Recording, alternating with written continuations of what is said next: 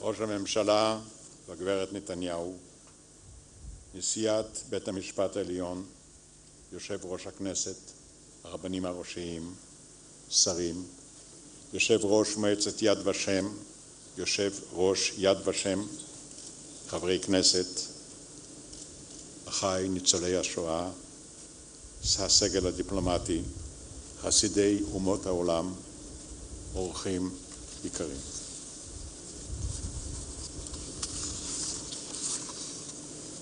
אחיי ואחיותיי בישראל ובתפוצות, הימים מתארכים, זהו סוף חודש ניסן, וערב יורד על בית ישראל. על הבתים במחנה יהודה, בקריית יובל, בקריית משה, בתלפיות, ברמות ובגילה. על גורדי השחקים בתל אביב, על גגות חיפה, על מישורי באר שבע, על מושב מולדת בקיבוץ גרופית בקריית שמונה. קרני השקיעה הנפרדות מתל חי, מדגניה, ממצדה. הערב הזה ירד לפני שעה קלה גם על אנטופול, על ז'ורימין, על רודניק, על מיכלובה, עיירות ש3/4 מתושביהם היו יהודים ולא עוד אף אחד. הערב יורד על הכפר טוסנביצ'ה, ש2,803 יהודים נרצחו בו. על ליבו שבלטביה, ש7,101 יהודים נרצחו בה. על חלם שליד לובלין, שממנו נשלחו אל המוות 15,000 יהודים. החושך החל לכסות את אפלת דכאו, אושוויץ ובירקנאו. גם על וישניבה, שבה נולדתי וביקרתי בה כשר ישראלי. מבתי היהודים ומבתי הכנסת לא נותרה אפילו קורת עץ אחד. ביקרתי בבאר שעמדה בחצר ביתנו, המים כמובן לא נשרפו. העליתי ממנה תדלי כדי לטום מימי ילדותי. למים היה טעם לוהט, טעמה של האש שאכלה את בני העיירה, את בני משפחתי שנותרו שם. הערב הזה פרוס כבית אבלים על אלפי הקהילות שהווייתן הייתה למצבה מאובנת, שתרבותן הייתה לזיכרון, שאנשיה היו לאפר. שקיעה המכסה את בתי הכנסת ובתי המדרש שנהרסו, את התיאטראות ומוסדות התרבות שחרבו, את הספרים שהעלו באש, את בתי הספר שהיו לאפר.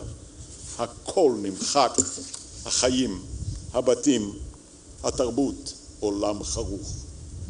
אש זאת תוסיף לבור בקרבנו כפרידה בלתי אפשרית מ6 מיליוני אחינו, גברים, נשים וזקנים, מ1.5 מיליון ילדינו, פוטנציאל עצום של חיים, של כישרונות, שהוכחדו, אבידה ששוב לא תחזור. עובר היום בעיירה זבורוב שבאוקראינה לא יודע שבמקום הזה ביום קיץ אחד בתחילת שנת 1941 נורו למוות 1,000 יהודים שנקברו בשני בורות בעיירה. הוא לא שומע את זעקת 9 באפריל 1943, שנתיים יותר מאוחר, היום שבו 2,300 יהודים הוכרחו שוב לחפור בורות לעצמם ליד אולם הספורט סוקוליניה. הם נרצחו והושלכו לבורות שהכריחו אותם לכרות. מה אדמה לך הבת ירושלים? מה אשווה לך ונחמך בתולת בת ציון? נאמר באיכה. ושואלים מתי המעט ששרדו את הרמפה בבירקנאו והניצולים שהגיעו לארץ והתייצבו מיד לצה"ל, להגנת העם במלחמתו למען עצמאותו. אלוהים עידנו שהמדינה שהוקמה על ידי חלוצים ועל ידי פליטים ועל ידי ניצולים נושאת את זעקת השואה לצד שעון מנופי בנייתה. ישראל לא תשכח לעולם 2 צווים המחייבים מהשואה. את הצו התקיף לקיים מדינה יהודית עצמאית שביטחונה בידה, השלום בליבה ואין בלתה. ועצב להתייחס בכובד ראש כלפי איומי השמדה, כלפי הכחשת השואה, כלפי מחרחרי הטרור. זכותנו וחובתנו לתבוע מאומות העולם שלא יחזרו על אדישותם שעלתה במיליוני קורבנות אדם, גם שלהם. אוזני האו"ם חייבות להיות כרויות לאיומי ההשמדה הנשמעים מפי מדינה אחת שהיא חברה באו"ם כנגד מדינה אחרת שגם היא חברה בו. אחרת ישמט היסוד של כל מגילת האו"ם. כדי להגיע לשמיים נקיים במזרח התיכון צריך לפרק קודם כל את איומי ההשמדה.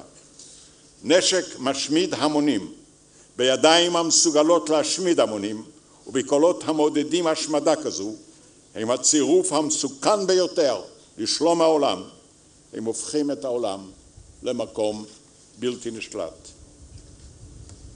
חלק מהעם האיראני עצמו בוש ונכלם מהעריצות שהשתלטה עליהם. מדינות ערב מודעות לכך שההסתה האנטי-ישראלית של אחמדינג'אד מיועדת להסוות את מטרתו האמיתית שהיא השלטת הגמוניה איראנית על האזור כולו. מלחמת העולם פרצה עם ההסתה השטנית של הנאצים, עם הטענה שהגרמנים הם גזע עליון, דויטשלנד איבר אלס. אסור לחזור לתפיסה המפלצתית הזו, שיש כביכול אדם עליון, או שלטון עליון, או גזע עליון, הרשאי לעשות ככל העולה על רוחו. גרמניה הבינה זאת במאוחר, וההנהגה הגרמנית הנוכחית הסיקה את המסקנות. אמרתי קדיש בפרלמנט הגרמני, ואני מאמין שגם אלה שאינם דוברי עברית שמעו את האמת ההיסטורית שהטביעה כלימה על ההיסטוריה הגרמנית ושכול על מיליוני אנשים חפים מפשע. ידידיי, מתינו לא יקומו לתחייה, זכרם יחיה בתוכנו. פצעינו לא יגלידו, אבל גם כוחנו לא יפוג. אנו כאן ועכשיו ביחד, ניצולי השואה וחסידי אומות העולם. ניצולי השואה ידליקו הערב אבוקות לתפארת ישראל, לנצח ישראל. אחי ניצולי השואה, ההיסטוריה היהודית מצדיעה לכם הערב בלב שותת דם. האמונה היא זו שאפשרה לנו לבנות מחדש את מדינתנו, שבה הריכוז הגדול ביותר של יהודים שהיו אי פעם בהיסטוריה. מדינה שכושרה המדעי גדול, שכלכלתה משגשגת, שביטחונה איתן, שתרבותה רוגשת, שהמשטר הדמוקרטי נושא חירות לכל אזרחיה, ללא הבדל דת, לאום או מגדר. עמנו מרד בעבדות, שלל אדנות, שבר אלילים, דחה אפליה, זו גם דרכנו לעתיד. עינינו תישארנה פקוחות לסכנות בכל עת. ידינו תישארנה מושטות לשלום ללא הפסקה. לא היה עם שהוקע כמונו, אבל אין עם ששכן את עצמו כמונו. אנו נשאר עם זוכר, מאמין ונחוש, ועם שחר נצא שוב לעבודה, לבנייה וליצירה. בלבנו תפעם השואה, ובמעשינו תפעם התקומה. ויהי זיכרון חללי השואה מבורך לנצח.